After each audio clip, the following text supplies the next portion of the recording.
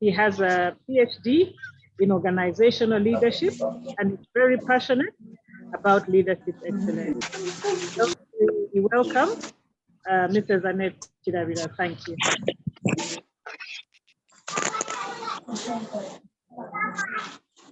Thank you.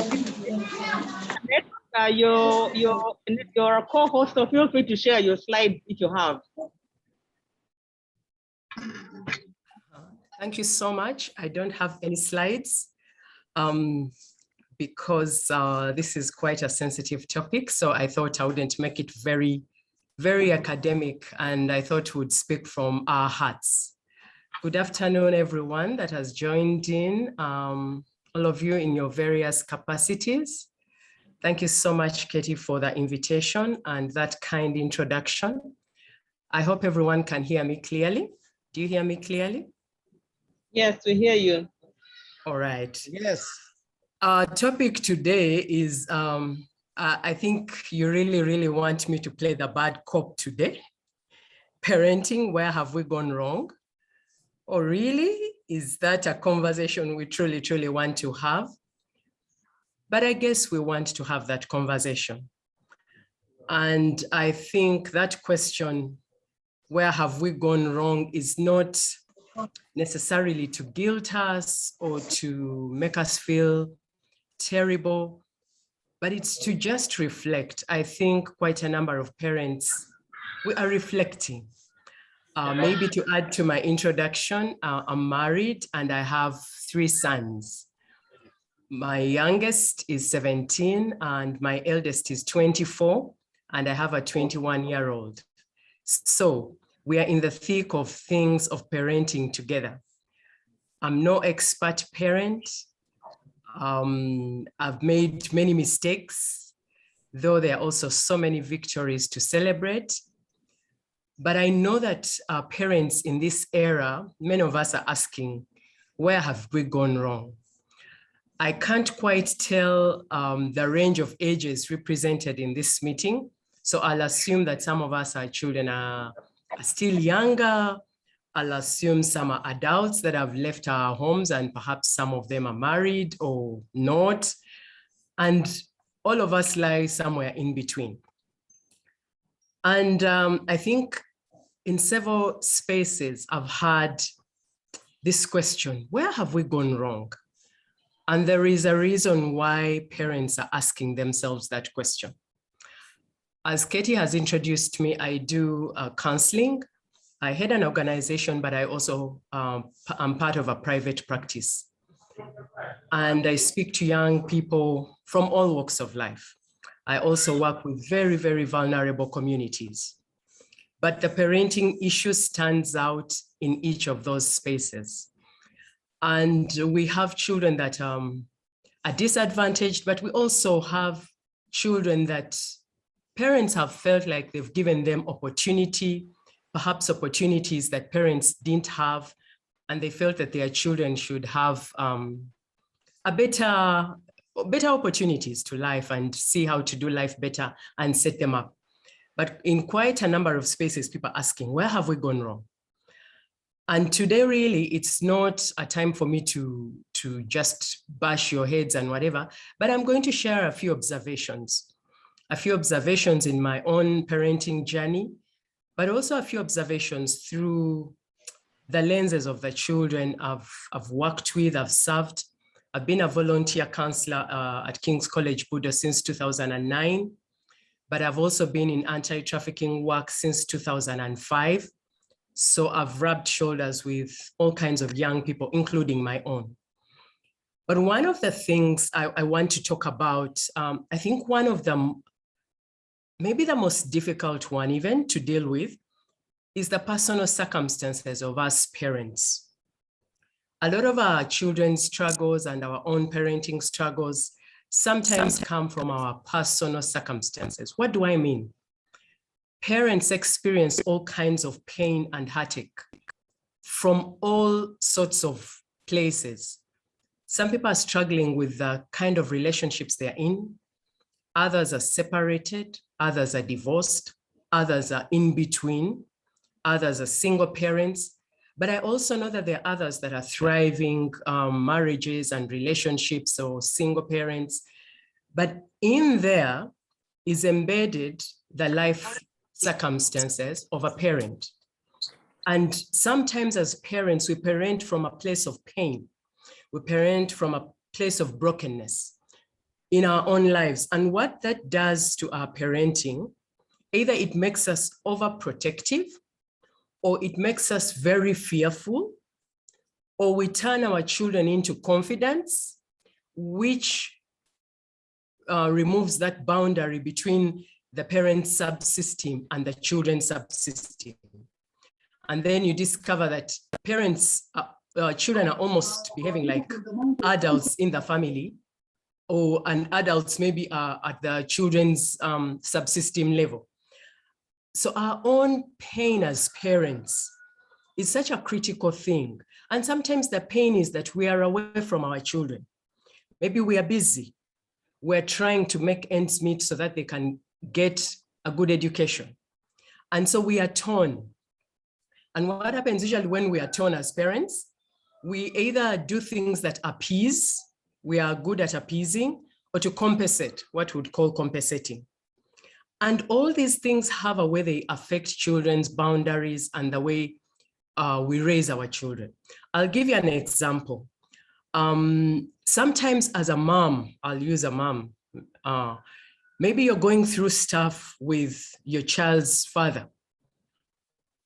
And because you love your children so much, we all love our children. None of us wants to, okay, it's rare to find parents who want to intentionally harm their children. Usually there are other things going on in that space. But even with our best foot forward, we love our children, we want to do the best for them. We can end up displacing our own fears, our own pain, our own brokenness to our children. And our children read these things, they get the vibes. But I remember a young man coming to me, a very angry young man. And why was he angry? He was angry because every time he messed up, which all our children do, the mom would tell him, I don't want you to be like your father. And it got to him. Her greatest fear was that the son would turn out like his dad. And what that did to the son, he was very, very angry with her because he kept on saying, I'm my own person. I'm not going to turn out like my father. I'm an individual. And so that made their relationship very, very difficult.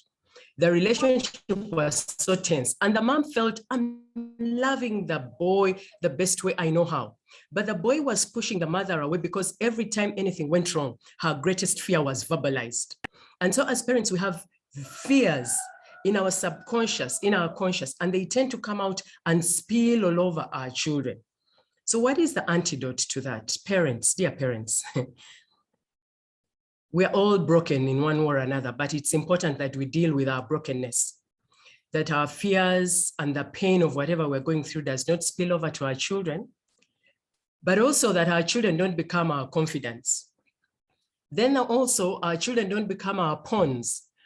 I've worked with all kinds of examples where mom is telling the children, let's show him, we don't need his money.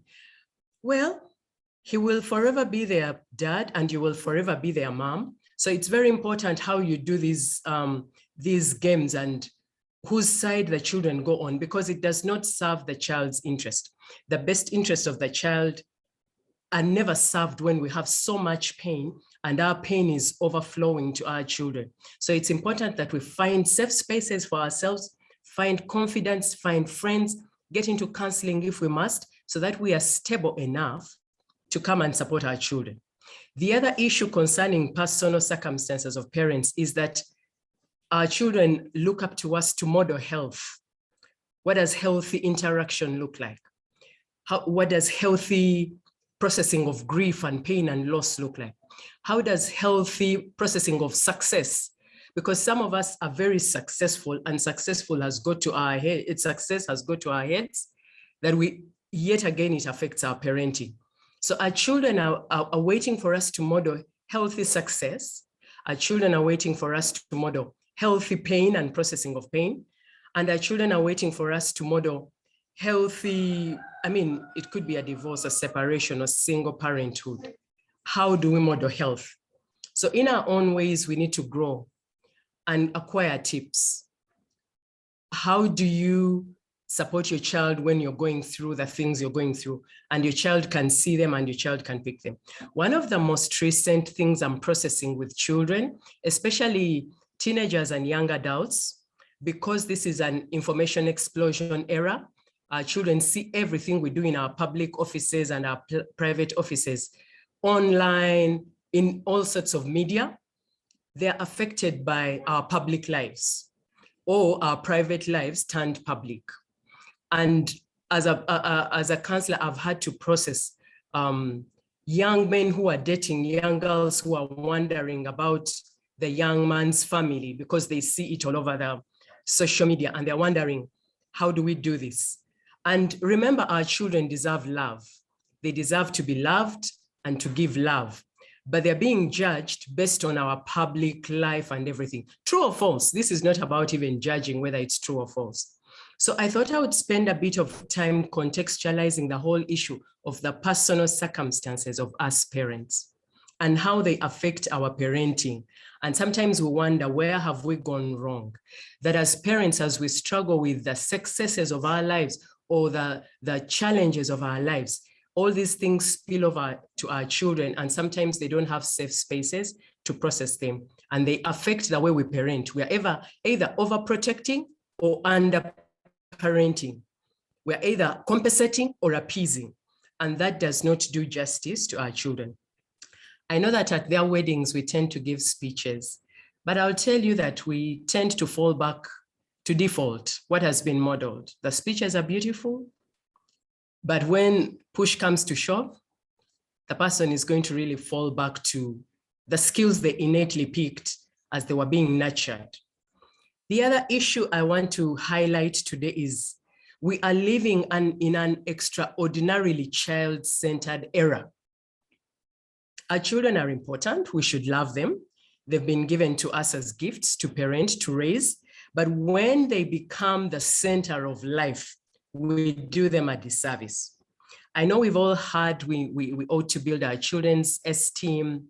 It's very important to affirm our children, to lift them up, to give them positive feedback concerning their strengths and everything. But showering praise and overpraising our children hasn't made them any happier. There's enough evidence in research. Some of you are researchers, you can look for research from some Harvard papers and all kinds of spaces, that overshowering our children with praise has not made them happier, or what we call the participation trophy generation. Participation trophy generation is a generation where just because the child joined the race, we give them a trophy. Now, please don't get me wrong. When a child joins a race at school, we affirm them, we applaud their effort, but that does not necessarily warrant a trophy, because trophies indicate something, that somebody has exerted themselves, they've been tenacious, they've acquired a certain level of achievement. But when we live in a participation trophy generation, we are raising our children to be praised, and the world is rough. The world will not reward mediocrity.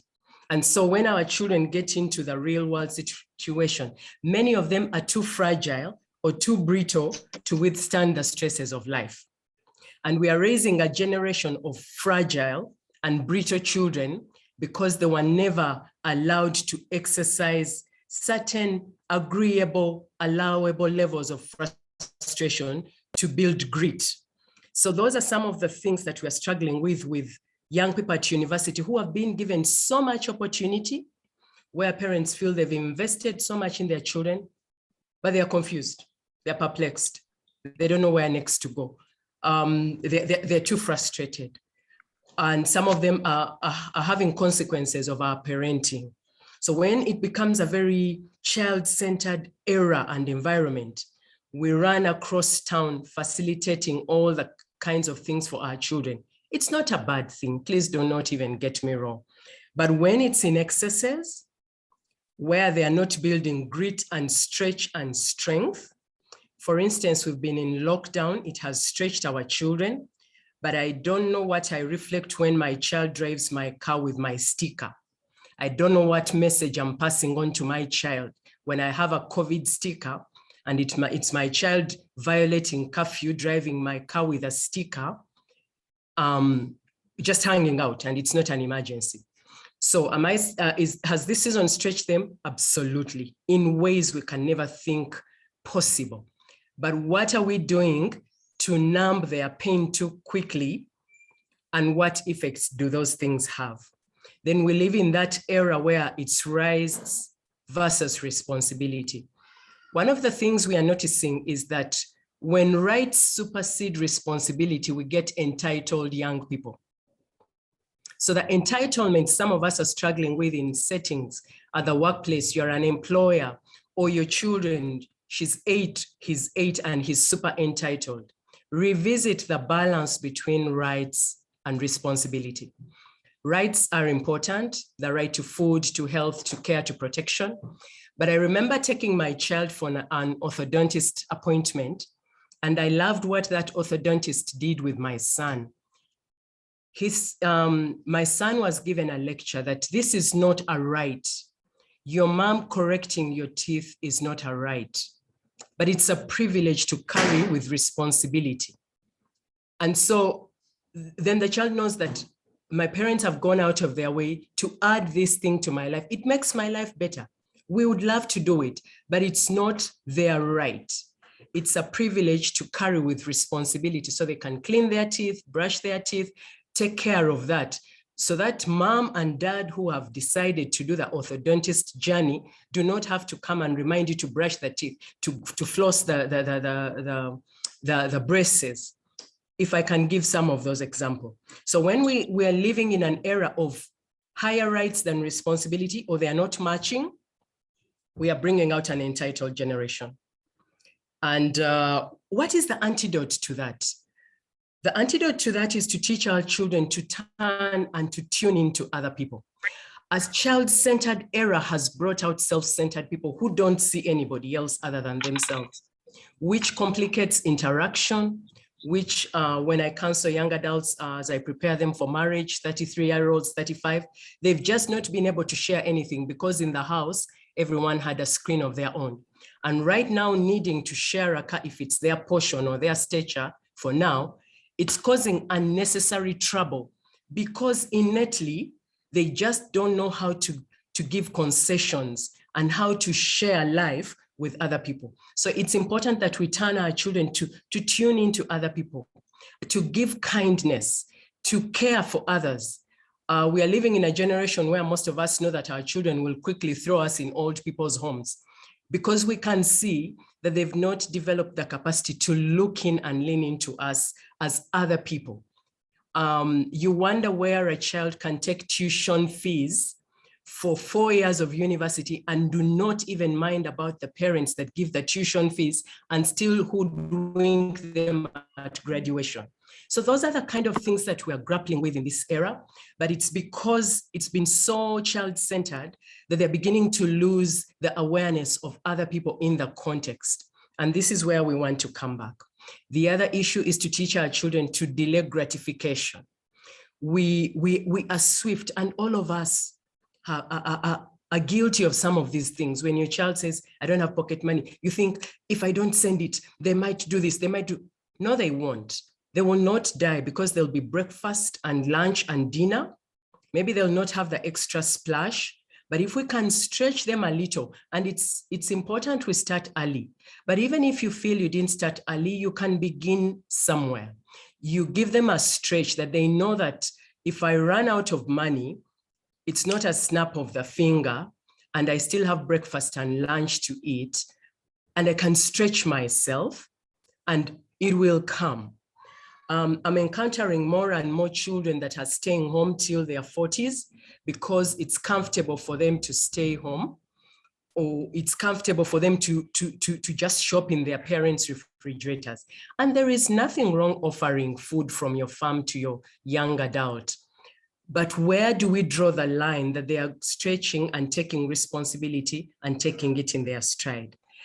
And then also we live in an era where we are meeting their bucket list. So what will they aspire for? They want to go to the Grand Canyon. That's something they'll do in their lifetime. We can support, we can aid, but let's also be mindful. Are we ticking off their entire bucket list? What will they aspire for in life?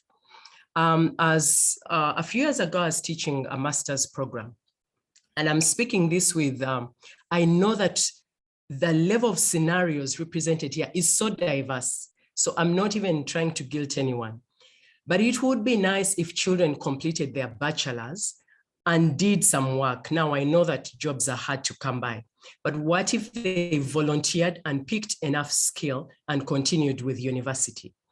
There are arguments that is when we still have a bit of resource, we want to support them. True. Could we put it maybe on a fixed and see how to do?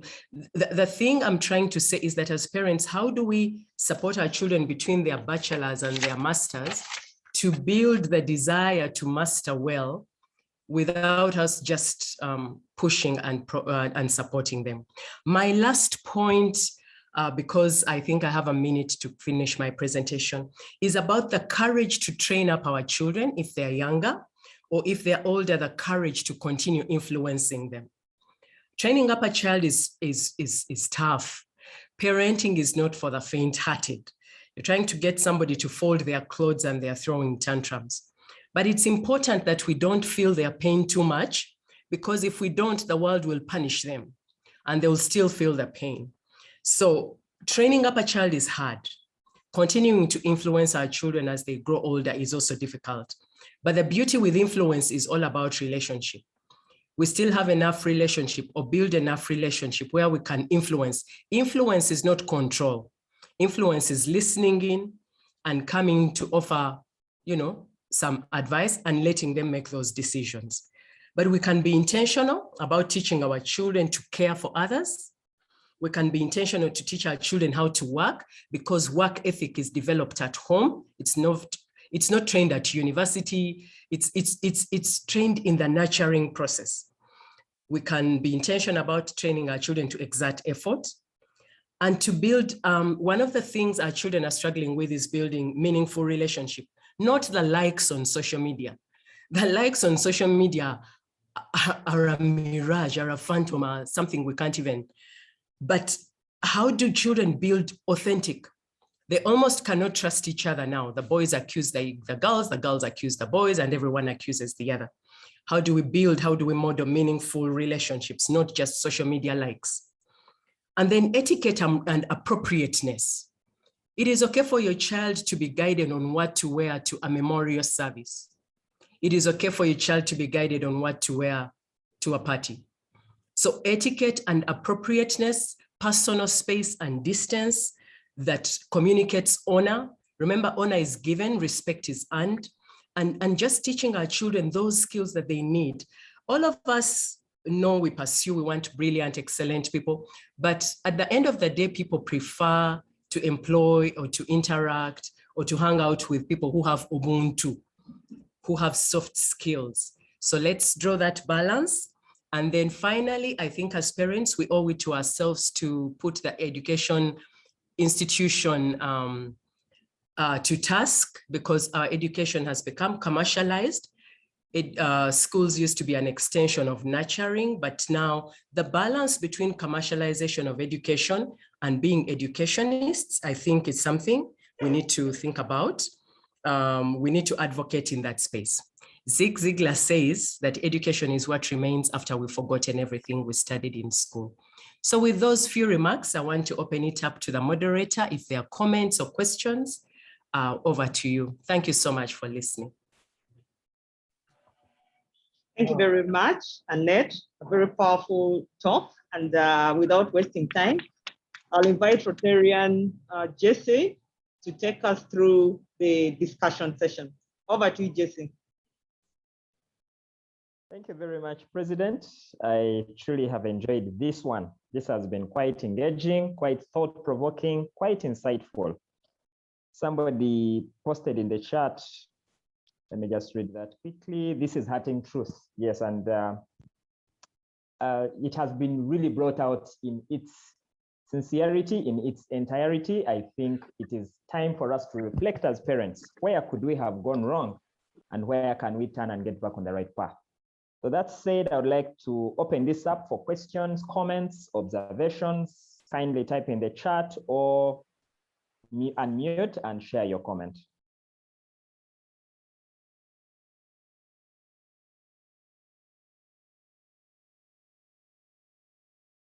Let me just check to see if we...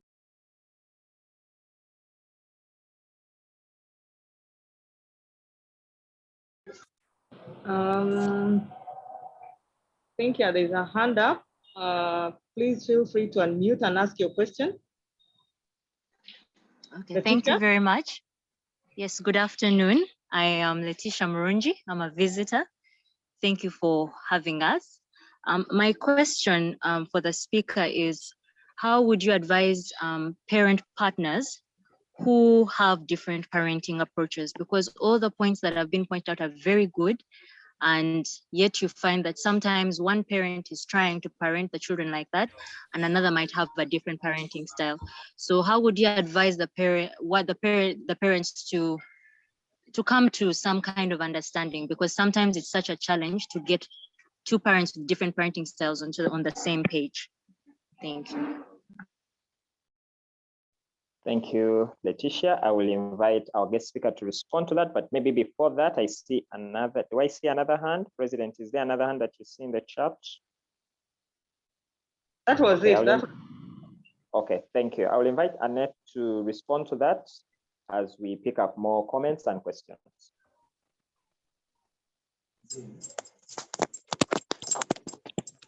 Thank you so much, Letitia. By default, we are different and usually opposites attract. So when we get children, when we parent children, it's rare to find two people that have the same parenting style. The key issue here is if your relationship is not struggling, it's going to be easier for you people to communicate more about your children and the goals you want for your children. If they are young, what is it? So you will always approach parenting from different perspectives because we are naturally different. And for us, we usually say different is not always wrong. But once you are agreeable and you're not fighting, remember what I started with, as parents, sometimes we fight our battles through our parenting. But the moment you know, okay, what are the goals? Where do we want the children to go? And always remember in parenting, you're on the same team. The moment your children know you're not on the same team, they're going to play you. Those little things, as they become teenagers and everything, they are amazing. They know how to play us. They know how to play the politics. So if it finds an already fragmented relationship, it's going to drive a wedge. But you could be separate or whatever it is, or different parenting styles. The key thing is to sit and communicate and agree what is in the best interest of our children. How do we guide them? You might approach them differently. I'm introverted, my husband is extroverted. We will definitely do things differently, but we can agree and say, okay, this is where they're at. This is how we need to support them. Or one of you, for example, like moms, we tend to see certain details. I will whisper to my husband, you know what? This is what I've noticed. Maybe when you're with that young man, have a conversation. So maybe he hadn't noticed it and I have noticed it. I bring him to speed so that together we can support our child. Even when we disagree, before them we have a united front. When we go back, we say, I don't think that spanking was something else. When our children were younger, we did spank them. We said our children didn't belong to the UN. I hope there's no UN person here to arrest me. I said my children belong to me and I'm not going to kill them, but I will guide them the way I know best. So those are some of the things. If they're undercurrents and you're fighting, it's going to be difficult to be on the same team. But remember, with parenting, you're on the same team and the children are on their team, yet together you're on the same team as a family. So when it comes to permission and whatever, you can discuss, you can help each other, and then you ensure that your children are not playing you. Some of you, one of you might be softer, one might be the other, but if you can work towards complementing each other, and if you see strengths and say, you know what, I think you're better here, then you talk about them and you support your child. You will always be different, but you can harness your differences. Remember, same team, remember what is the goal, what is the best interest of the child. But if you're struggling already in other areas of the relationship, that might complicate that journey of parenting. But different is not always wrong. I hope I have answered that question. Any other question or comment?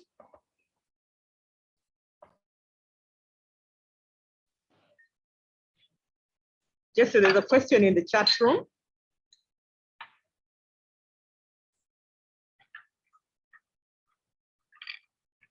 Have we lost Jesse? I'm on. Can you hear me? Yes. Okay. There is a question from Jocelyn that is saying it used to be a requirement for master's degree applicants to have at least 2 years of experience. What can we do to bring it back? And I think this was probably in line with the point that Annette mentioned about guiding the children through making career choices, something in line with that. How can we bring that back? I think it will take quite a number of efforts, just the parents and the children. How you... Apologies, kindly mute. Okay, I think it starts with us as parents. What conversations are we having with our children? Also, what have we believed about education and direction, and what opportunities are there? There's no one size fits all, but those 2 years were good. When you teach at a master's level, you can tell the person who has just sailed through from bachelor's to master's, their mannerisms, the way they approach master's work will still be the way they were at bachelor's. Yet when you get a master's student who has been in the field, they've actually come to earn a skill and further training. You will see their readiness in learning and assignments, and they could be the busiest moms, dads, but because for them, they've come to fill a gap of skill, they're different. The one who has just transitioned from bachelor's to master's is just accumulating more knowledge, papers, not to waste time. There are no jobs and whatever. So that is the challenge. If there's a possibility of volunteer work, your child will tell you, but I'm working for nothing. You need to translate volunteer work into, you need to give it a new perspective. It's not working for nothing. You're meeting people. You're learning how to work with different people. You're gaining experience. You're doing all that, because many young people don't want to do volunteer work. They'll quickly tell you, I'm being exploited. And, so it's perspective, it's ideology. If you have an opportunity for your child to do that, it would be good. And I know that some people want to do it when they still have resources. I've said you can find other avenues to keep those resources if you want to support them. But better still, if your child is proactive and they do their bachelor's and maybe they practice in the field and they go for their master's, it would be nice for you to see them being proactive with their master's, and then you can come up and support them and say, oh, nice. They're taking lead. I think that's the key phrase I'm looking for. They're taking lead. They're taking lead on their masters, and it's not wrong to support them. I'm not sitting here even saying wrong or right.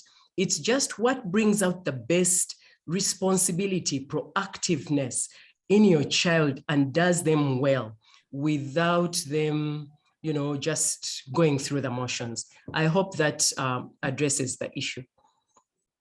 Back to you. I don't know if we still have time for another question. Yeah, sure we do. Thank you so much, Annette. Supporting and empowering without building an attitude of entitlement is what I'm picking up there. Thank you so much. We have a question that is coming in from Rosa Tim, and she's asking something pertinent. She's saying, how do you ensure you get it right when dealing with absentee parents and single parenting?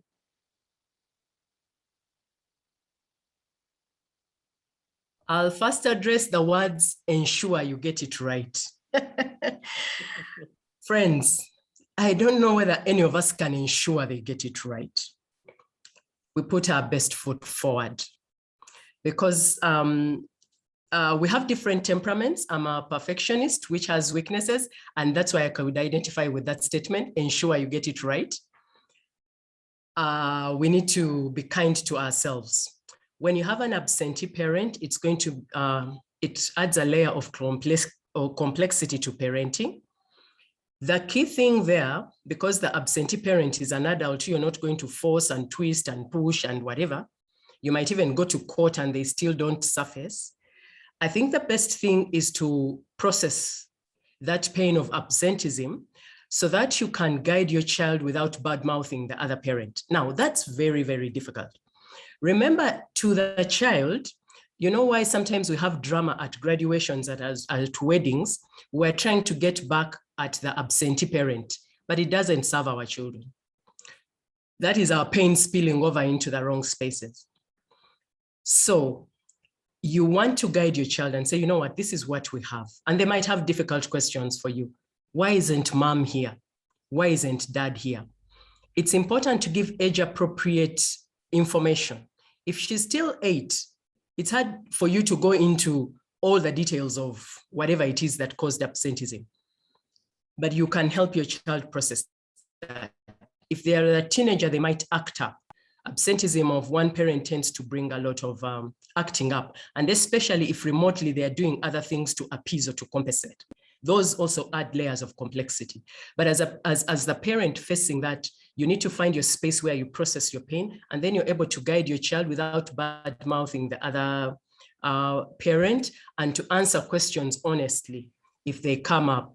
Why doesn't he want us? Or why doesn't she want us? And sometimes you absolutely don't know.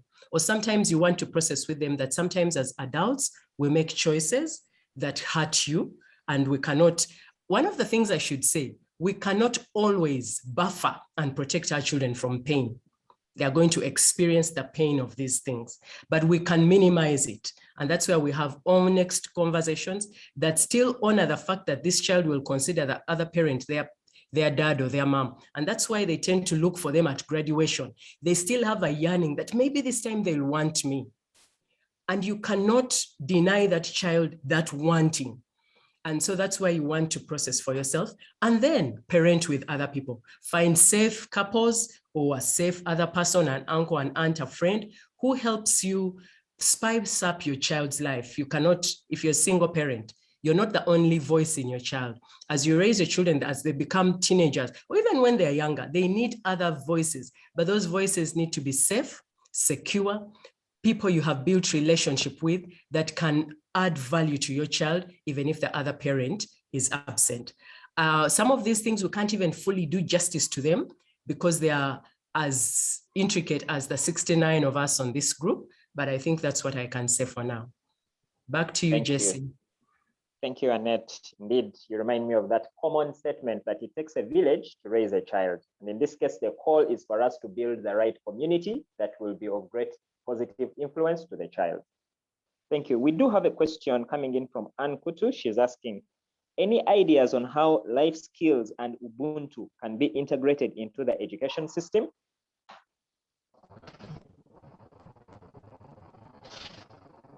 Annette, you picked that? Yes, I did. All right, thank you. One of the things I will say, I think I don't want us to institutionalize these things. The more, what can I say? One of the things with society, the more laws you make, the more lawlessness you have.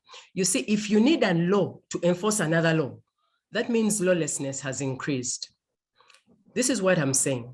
Ubuntu used to flow out of family, and Ubuntu would flow out of us as people. And when it comes to me as a teacher, let's say I'm a teacher of mathematics, my Ubuntu rubs off the children without it being a curriculum. I don't know if I make sense. There are things that are more caught than taught, and we are losing the caught and substituting it with the taught. So that is the delicate balance. We can have things in school. When you think about the teachers that impacted you the most, what is it about them that impacted you the most? It wasn't in the syllabus. It wasn't a subject. It wasn't a club. They did life. I had my teachers, and I can honor them here. Dr. Ruth Senyonyi, Mrs. Nyombi, they were my English language teachers in O level. I have my university people, I have teachers in primary, that there was something about them that impacted me beyond their subject. And so for me, I'm struggling with institutionalizing programming and curriculum, because we are losing things that ought to be caught. When we play games, we learn how to manage teams and conflict and all that, without it necessarily being that. But having said that, I mean, we can advocate for life skills training, we can advocate for all those kind of things. But for me, I feel I have been more impacted as I do life organically with people, with friends, with my friends' parents that have left an impact on me, with neighbors, with non-teaching staff in schools that I attended, with all kinds of people as things rub off us. So I think we can have it in school as life skills training and whatever, but if we come back to Ubuntu as people, right from our families and community, and then the school becomes an extension of community, and our offices also become an extension of community, where we have Ubuntu, even if we are competing for funds and grants, I think our children will catch it more, because our children catch these things. They pick the vibes, they see us, they observe us, and this is what exactly they duplicate eventually when they become, responsible, or even as they do life themselves. I hope I've answered that, but that is me. Somebody else might think a curriculum might work, but I'm struggling with, and that's how I'm also struggling with more and more laws, one law to enforce another law, which means we have escalated in lawlessness. Back to you, Jesse. Thank you, Annette, for that brilliant response. I think just like charity begins at home, some of these skills will also begin at home, because this is something that has also been bothering me, that someone leaves school and by the time they are in Form 6 or even university, other than looking for a job, they cannot do something with their hands. And I think for me, some of these life skills can actually be taught at home so that a child can learn to stand on their own. Thank you. I don't see more questions coming in, but I just want to appreciate you, Annette, for a job well done. Many comments coming in. Joy Katende has her. Oh, okay, please kindly go right ahead and ask the question. Joy Katende. Thank you so much. My name is Lillian. I actually sat in with my colleague Joy Katende. Thank you so much, Madam Annette. My question is about sharing and talking and kind of trying to discipline a child. However, she seems, or he tends to be kind of unruly, like they continue, even when you feel like you have done your best, like to use the original ways of disciplining, of course, without going so much on the wall or really spanking them so hard. So I was kind of wondering what tips on how to discipline, of course, making it a win-win in that at the end you're able to see the results in this child. Kindly share with us. Thank you so much. Thank you so much, Lillian. First and foremost, let me say this. We don't parent in a vacuum. These people we are parenting are not, they do things, they rub off us as well. We impact them, they impact us. So they have a mind of their own. I want to encourage parents. Number one, we err as parents, so own your mistakes. But number two, disown your child's mistakes. Children still make choices. They still make decisions on their own. And it's important to know that, you know what, as Annette, this is my mistake, I will own it. But also we must disown our children's mistakes. So what am I saying? As we keep influencing our children, sometimes they make choices. They make choices that are harmful to themselves and they hurt us. Children can hurt us, and we also need to forgive our children if we are going to continue parenting them. They can annoy us. But having said that, you keep experimenting. You keep experimenting with children. If speaking hasn't worked, sometimes you ignore. A child can test your limits. They walk into a place and they are daring you. They have a nose ring and they know as mom you hate a nose ring. and they are daring you. So sometimes you keep experimenting with methods. Sometimes your silence might work it, and after 1 week, you don't see the nose ring anymore, if you're the kind of person who doesn't want the nose ring. So you speak, you guide, you hold back sometimes, you allow consequences, because sometimes when you tell them that bottle is hot, until they touch it, they will never know it's hot. Now, that is where parenting becomes painful. I remember one time my child was young and they were invited for a birthday, and we had a rule that if you're going for a birthday party, you should have finished your homework. And we had sung about it, and this particular birthday, our favorite family, cousins, and we had to leave him behind. But this is how it hurt also for me as a parent. The moment we arrived at the birthday party, everyone was saying, "Where is so-and-so?" And I started feeling guilty. I started feeling pain, but we had left him behind. But guess what that did? Anytime we were invited for a birthday party or anything, and we said homework has to first be done, it was done. It hurt him, but it also hurt us as parents, because we're almost feeling, but were we too much? Were we all these things? So parenting, as I said, is not for the faint-hearted. You keep experimenting, you keep changing, you do naughty corner if they're younger, you do whatever it is. There are no hard and fast rules, but you just keep trying out, speak, or find other people to speak into their life, and sometimes just allow consequences to bring the learning. I hope that helps, Lillian. They are never easy. Thank you, Annette. Thank you so much. In the interest of time, we'd like to bring the Q&A session to a close, but I would like to read one more comment. Someone, Rotarian Mildred from Kasangati, says, Mr. Sozi used to tell us, don't tell the child to pray before you eat food, but let the child see you pray before you eat your food. In other words, do as I do, not as I say. Thank you so much. I will hand back to you, President.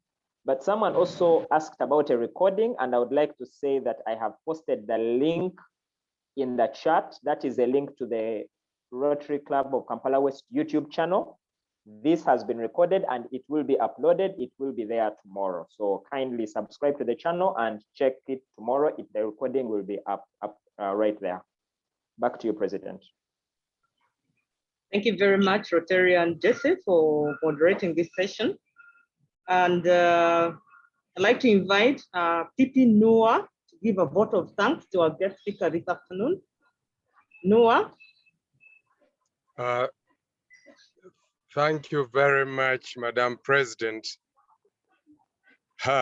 Manang, this is very interesting.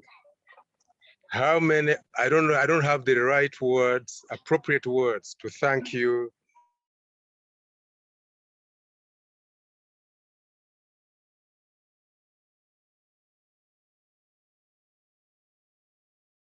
Presentation is appropriate for both children and their parents to listen to. So you handled everything very well. Some of the take home could be, you had described the personal circumstances, parenting from a place of brokenness or painful experiences. You advise that we should not transfer that to the kids. Trying to make ends meet, but not at the expense of hurting your relationship with the children or being close to them. There's a joke about making ends meet. This person was selling sausages. One part he put their sand, on the other part he put their meat. And when he was asked what he did that, he said, nowadays it's difficult to make two ends meet. Then you talked about not making children pawns. How to deal with brokenness in a healthy way. And you also talked about you discourage compensating and appeasing children unnecessarily. And also you discourage, you cautioned us against the ordinarily child-centered era and environment. We should be very mindful of that and do the appropriate things at the appropriate time. And then also the participation the participation generation fragile, the suffering of the children who are forced to win trophies. Yet it will be appropriate to let someone, the child, deal with the situations as they come and as they are able. You talked about helping children meet their bucket list and then denying them the opportunity to aspire. You talked about, you discouraged the making of more laws because it will cause lawlessness instead. The most interesting one, the two most interesting one were where you encouraged us to own our mistakes, but disown the children's mistakes. And also, you talked about how you felt hurt when you punished the child for not doing his homework. I agree with you on that one entirely. Punishing a child hurts the parent probably more than the offender. At this juncture, I would like to say thank you very much, and at appropriate time, I think the plaque is there as a sign of our gesture of appreciation, which will be handed over to you by the president if you are physically present at our meeting place. Otherwise, Madam President, thank you very much for giving this opportunity to move a vote of thanks to Dr. Annette Kirabira, and also to welcome our guests who were about 77. Please come again and take care of your lives. Be a keeper to your brothers and sisters. Thank you very much, and God bless you. Thank you very much, Pipi Noah. I'll also add a word of thanks to Annette. We're grateful you have challenged us and expect that we will be inviting you soon to come for part 2 of this conversation. I think we have only done part 1. There should be another follow-up, but we are really, really, truly grateful. And also I appreciate all the Changemaker presidents who have joined me from the various clubs, our guests and friends of Kampala West. Thank you for joining us. In a special way, let's also welcome back our own Rotarian Jennifer. If she's online, can you just say hello to us? Please, we want to hear your voice if you're still online. Jennifer? As we wait, Madam President, as we wait for Jennifer to wave to us, I would like also to give credit to the children who have parented their siblings in the absence of their parents, and they have done a wonderful job. Congratulations to them.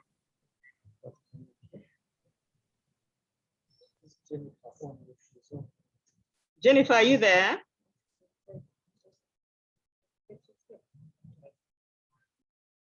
I'm driving, Sophie. I'm driving. Oh, okay. But at least we've heard your voice. Nice to hear from you.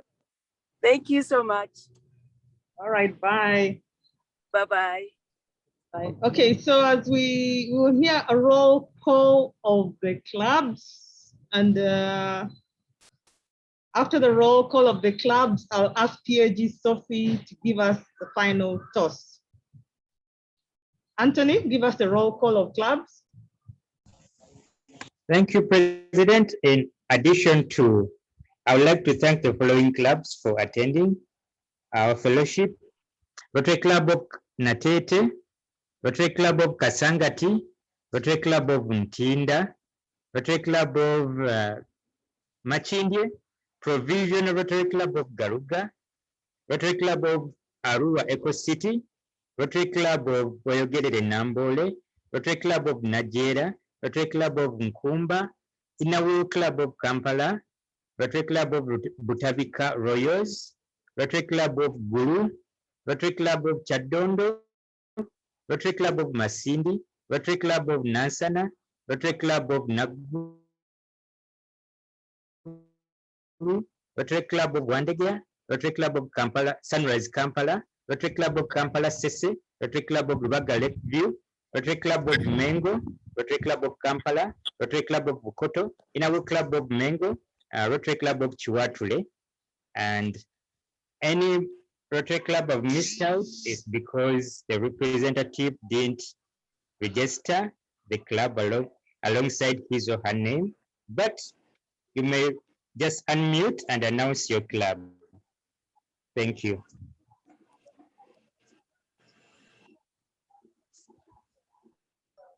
We also had the Rotary Kampala Islands. Any member I've left out can please unmute and announce your club. We also have the Rotary Club of Kampala West sitting here with us. Yes, Rotary Club of Kampala West. My apologies. Okay, thank you. TAG Sophie, give us the final toast and we will depart after that. Okay, thank you very much, President, for this wonderful meeting from which we have added quality information to our parenting skills. I would like to suggest a toast to Rotary International. Rotary the world over. Thank you very much, President. Thank you very much, TAG, always joining us. Listening to her, I thought that the problem in Uganda today is parenting.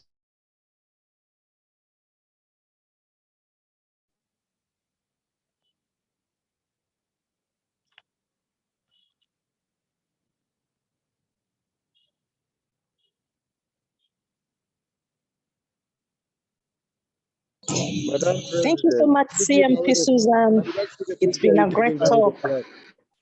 Yeah, thank you, Changemaker President Prosi, for coming. Thank you, come again. Like that. Thank you. It's parenting.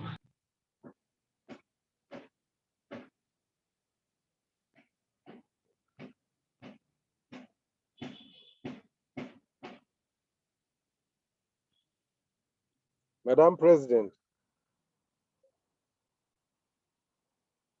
Yes, Noah. Did you give did you present the plaque? Take a picture. Yes, it was displayed on a slide.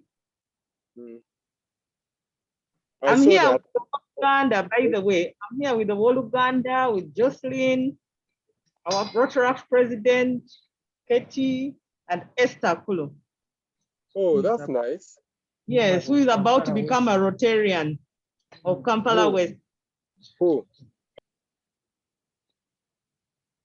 Who is about to become a Rotarian?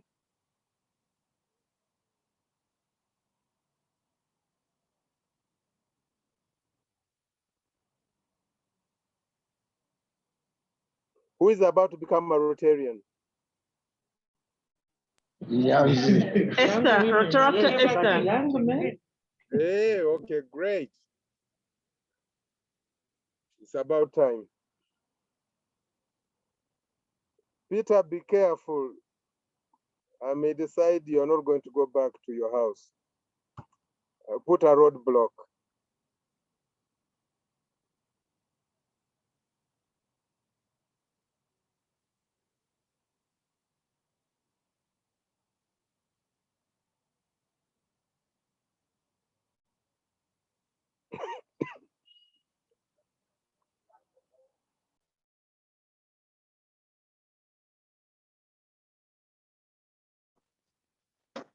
No, but Dechi.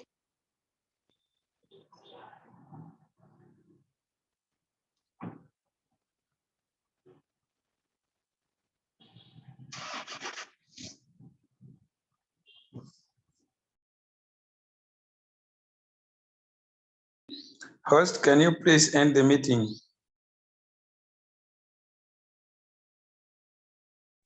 But we've just joined. Does it mean the meeting has ended? Yes, a vote of thanks has just been given. Oh dear, we've missed. Colin can see me. I've missed the meeting, but Who is our sergeant?